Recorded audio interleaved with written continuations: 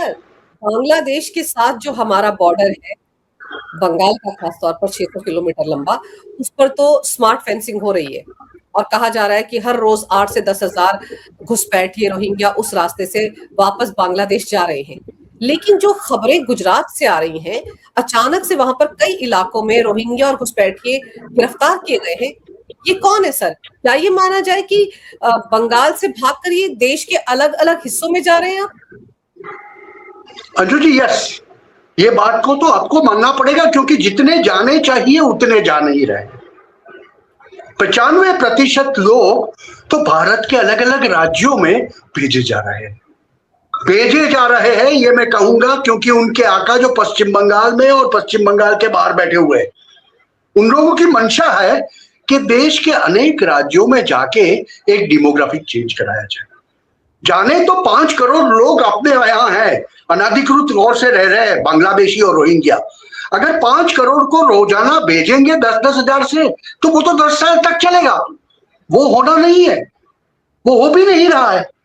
हो क्या रहा है, हमें ये दिख रहा है कि जो लोग यहाँ पर है, जिनके ऊपर अब दबिश आ चुकी है पश्चिम बंगाल में, उनको देश के अनेक राज्यों के अंदर ले जाके बसाया जा रहा है। और इसीलिए गुजरात सरकार ने ऑपरेशन डेल्टा हंट चालू किया। डेल्टा हंट मतलब अनाधिकृत तौर से रहने वाले बांग्लादेशियों को पकड़ पकड़ के वापस बांग्लादेश सुपुर्द करना। मगर यहां भी तकलीफ है। यहां तकलीफ यह है कि ये लोग पश्चिम बंगाल का आधार कार्ड लेके आए हुए, तो उनके अकाउंट्स को चेक किया जा रहा है। उन्होंने फाइनेंशियल ट्रांजैक्शंस किसके साथ किए वो चेक किया जा रहा है। उनका व्हाट्सएप पे मैसेजिंग कैसे हो रहा है, वो ट्रांसफर के वो चेक किया जा रहा है। गुजरात पुलिस ये तक कर रही है कि ऑनलाइन ट्रांजैक्शंस को भी बांग्लादेश तक देखा जा रहा है। और ऐसे में एक दिन के अंदर अहमदाबाद में से 400-500, सूरत में से 200, 1000 लोग तो ऐसे ही पकड़ लिए। आपको याद होगा 1 साल पहले द्वारकाधीश के आजू बाजू अनाधिकृत झोपड़पट्टियां खड़ी हो गई थी, सोमनाथ में खड़ी हो गई थी। ये क्या था? ये एक डेमोग्राफिक चेंज करने की कोशिश चालू हो गई है। गुजरात जैसे राज्य से जहां से शुरुआत होती है, ऐसा कहा जाता है कि यहां पर कोई दूसरी इकोसिस्टम पनप नहीं सकती, वहां से प्रयास किया जा रहा है।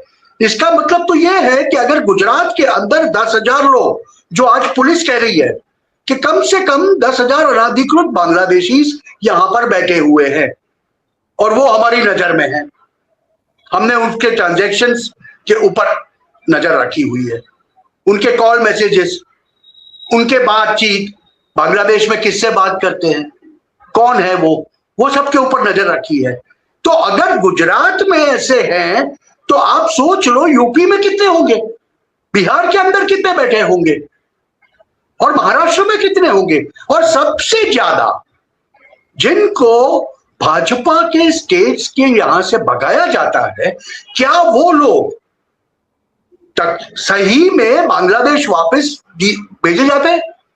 वो लोग तो अपोजिशन रूल स्टेट्स के अंदर जाके बैठ जाते हैं। आप जब बंगलोर में जाके देखो, आपको हजारों की तादाद में ऐसे बांग्लादेशी और रोहिंग्या मिल जाएंगे। अंजू जी, आप सही कह रहे हैं सर, क्योंकि अभी कर्नाटका से भी ऐसी तस्वीरें सामने आई थी, जहां पर रेलवे स्टेशन पर बहुत सारे ऐसे रोहिंग्या और घुसपैठिए बैठे हुए थे और पता चल रहा था कि वो सारे के सारे बंगाल से वहां पहुंचे हैं। तो जो राजनीतिक आका सर इनको बंगाल में बसाए हुए थे, डेमोग्राफिक बदलाव वहां पर भी हुआ और वहां पर भी टीएमसी इसी तरह से जीतती रही। तो क्या ये माना जाए कि जिन राज्यों में अगले साल विधानसभा चुनाव होने, अगले साल के आखिर में गुजरात में भी होने हैं, तो क्या ये उन राज्यों का रुख कर रहे हैं ताकि वहां पर वो राजनीतिक पार्टियां जो पिछले 10-15 साल से सत्ता में नहीं आ पाई, वो इनका फायदा उठा ले?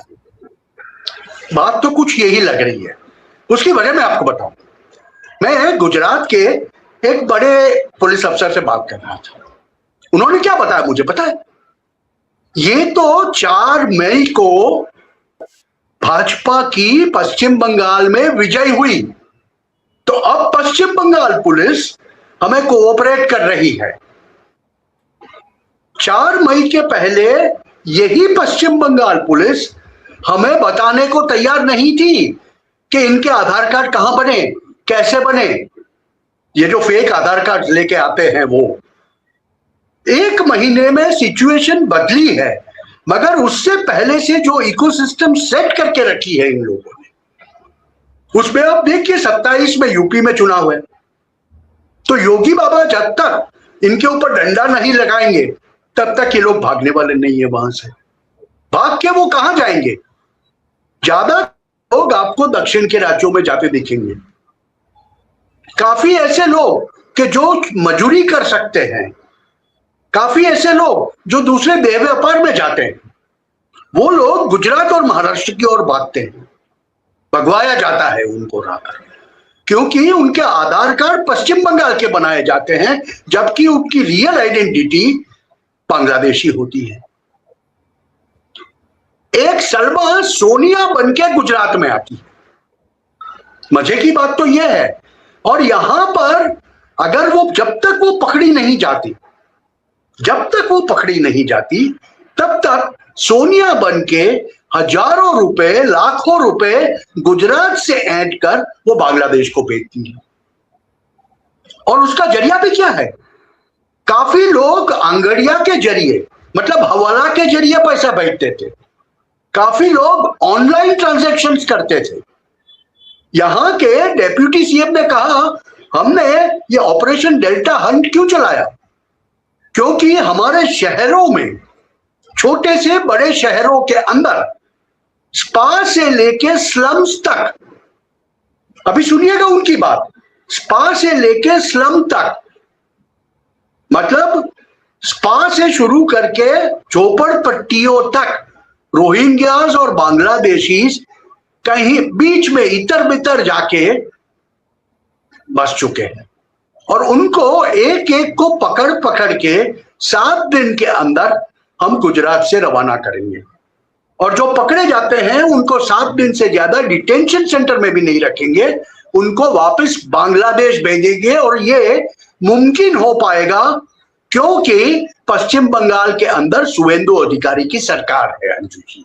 तो वहां पर जो हो रहा है ना, वो बहुत सही हो रहा है इस वक्त, और इसी की बदौलत ये इकोसिस्टम को तोड़ पाने में अमित भाई को सहूलियत हो रही है।